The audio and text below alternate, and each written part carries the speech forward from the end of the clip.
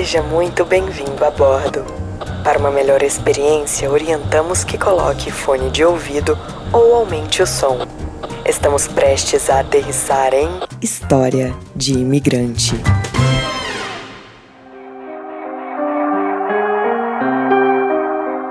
Chega mais que hoje nós vamos entrar num relacionamento abusivo com muita violência física e psicológica.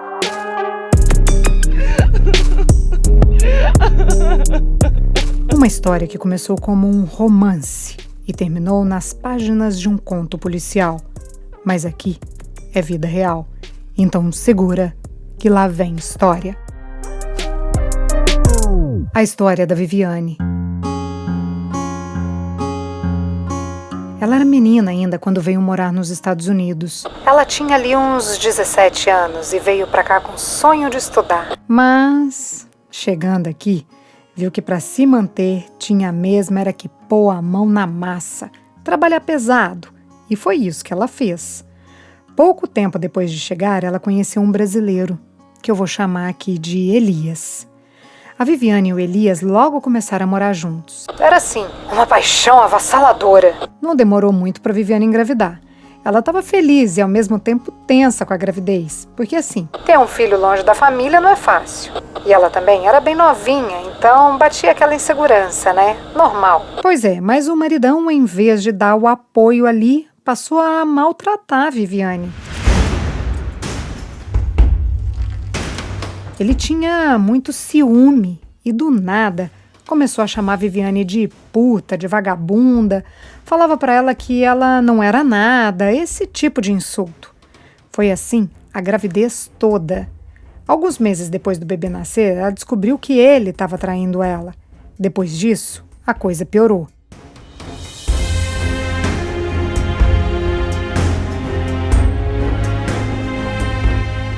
A Viviane entrou naquele ciclo de relacionamento abusivo. Sabe qual é? É assim, o cara xinga, maltrata, diminui a mulher com frases assim: você não sabe fazer nada, não vai conseguir viver sem mim. Então, aí começa a violência física. Aí um dia bate a culpa e volta todo mansinho, carinhoso, romântico, até que a agressão verbal começa de novo. Esse ciclo é bem comum em relacionamentos abusivos. Então a Viviane até via que isso que estava acontecendo com ela não era legal. Mas deixa eu falar aqui uma coisa. A mãe da Viviane morreu quando ela tinha 9 anos e depois disso ela não teve uma relação muito próxima com o pai dela.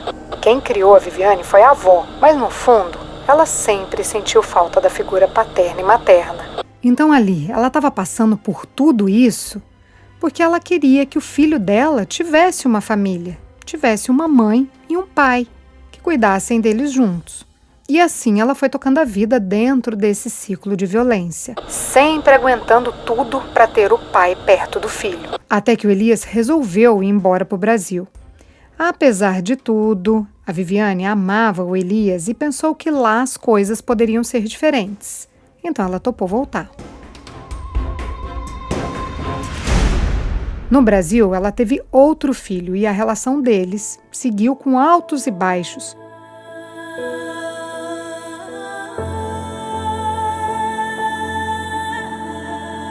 Tinha dias ali que ela até achava que estava tudo perfeito. Num desses períodos de calmaria, eles resolveram voltar para os Estados Unidos de novo. Fizeram a travessia pelo México, o casal e as crianças. Nessa época, os meninos estavam com 6 e 4 anos. Quando chegou aqui, ela não tinha como trabalhar por conta das crianças. E esse foi o motivo para ele infernizar a vida dela. Mas é aqui que a coisa fica feia e vai acabar num sequestro internacional.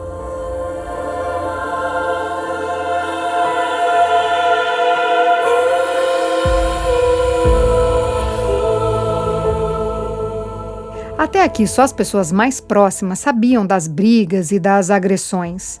Depois que voltaram para os Estados Unidos, ele passou a tratar a Viviane mal perto de todo mundo. Falava coisas assim: essa mulher não serve para nada. Ai, gente, esse tipo de humilhação. E quando ela apanhava, ela não podia contar para ninguém. O Elias chantageava a Viviane. Dizia que se ela contasse, ele ia matar ela.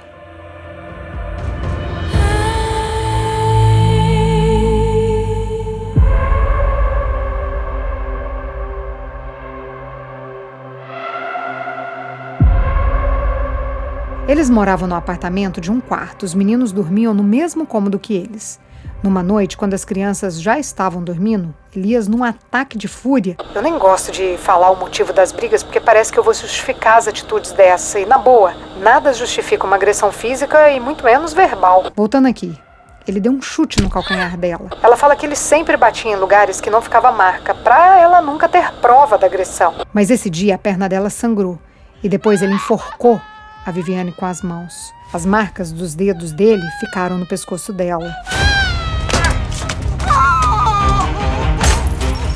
Ali ela decidiu procurar a polícia. Ai, gente, ela já tinha procurado a polícia no Brasil várias vezes, mas por lá eles nunca fizeram nada.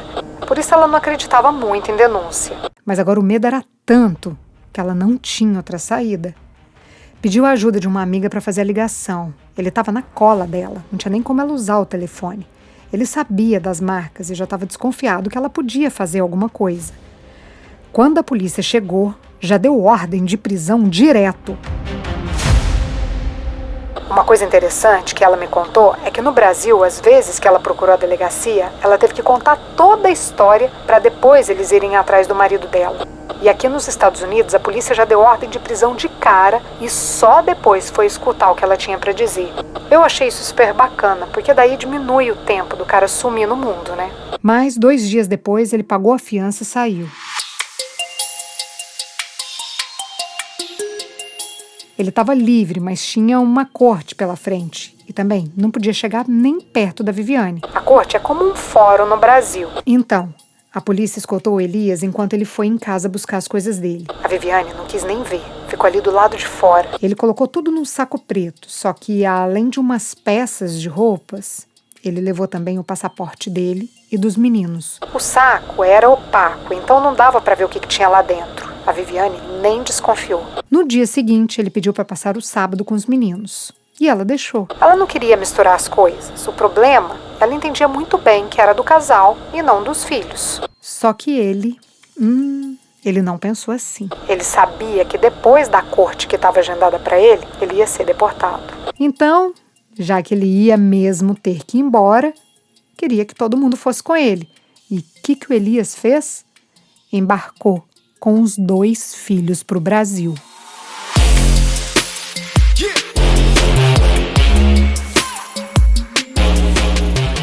Enquanto isso, aqui começava o pesadelo da Viviane. Ela entrou em pânico porque o telefone do Elias só caía na caixa postal. Surto total. Mas quando descobriu que os filhos tinham sido levados para o Brasil, a reação dela foi desmaiar.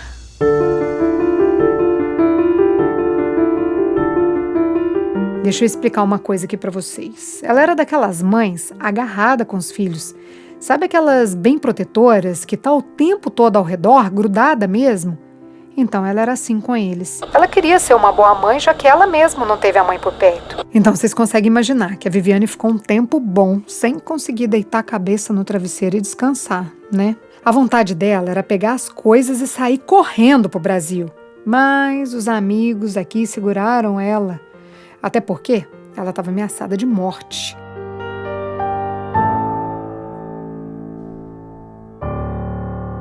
Aí, gente, o negócio pegou fogo.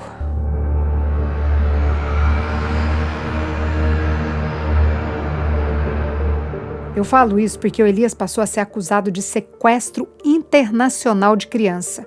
O caso virou assunto para a Convenção de Haia. Essa convenção é um tratado entre 120 países para cuidar de crimes internacionais. E tirar criança de um país e levar para outro sem autorização do pai ou da mãe é ilegal. A Viviane teve que devolver o apartamento que morava e mudou para um quarto alugado. E vocês estão ligados que a justiça é lenta em qualquer lugar. Então, os meses foram passando e ela foi vendo os filhos crescerem pela tela do celular. Lá do Brasil, a avó dos meninos deixava eles falarem com ela. Mas assim, tinha que ser escondido do Elias.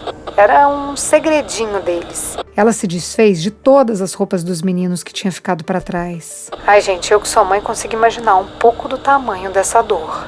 Mas enfim, vamos voltar aqui que a história continua. Como o Tribunal de Haia estava trabalhando ali no caso dela, era o pessoal da Advocacia Geral da União que atualizava a Viviane do que estava acontecendo. Com o tempo, a avó dos meninos, a sogra da Viviane, foi dificultando o contato dela com os filhos até que parou de vez.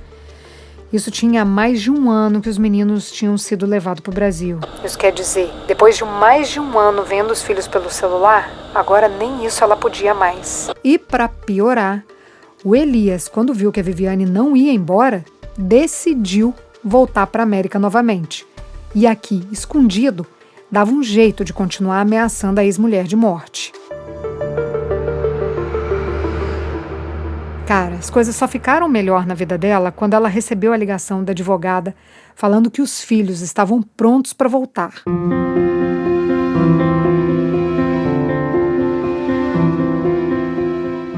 Os advogados da AGU e a Polícia Federal acompanharam os 2 meninos na viagem. A essa altura, o mais velho tinha 8 anos e o mais novo 6. Fazia 2 anos que eles não se viam pessoalmente e uns 8 meses que nem por vídeo. Ai, gente, eu até arrepio de contar essa parte.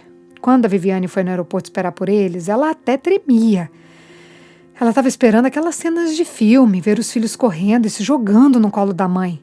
Mas também estava consciente que isso podia não acontecer. 2 anos para uma criança muito pequena é uma vida, né? Eles esquecem as pessoas muito rápido, meio que diminui a conexão. E foi exatamente isso que aconteceu. Quando os filhos desembarcaram, eles estavam bem assustados, mas aos poucos foram se aproximando dela. Já quanto ao Elias, a polícia conseguiu prender ele aqui nos Estados Unidos. A Viviane foi na corte no dia do julgamento dele. E eu vou falar uma coisa que vocês não vão acreditar. Ela sentiu culpa de ver ele ali na corte algemado. Mas assim, rolava também uma pressão grande da família dele. Eles falavam assim pra ela, ele tá preso por sua causa. Ah, gente, ele tá preso porque bateu, porque ameaçou de morte, porque sequestrou os próprios filhos. Então, Viviane se livra dessa culpa. Bom, o Elias foi deportado. Mas tá soltinho da Silva lá no Brasil. Dizem até que já foi preso por lá. E adivinhem o motivo: violência doméstica. Mas enfim, Viviane segue aqui com os filhos. Trabalha horrores para dar uma vida boa para eles e já se convenceu que sim, ela pode viver sem o ex-marido. Essa foi a história da Viviane.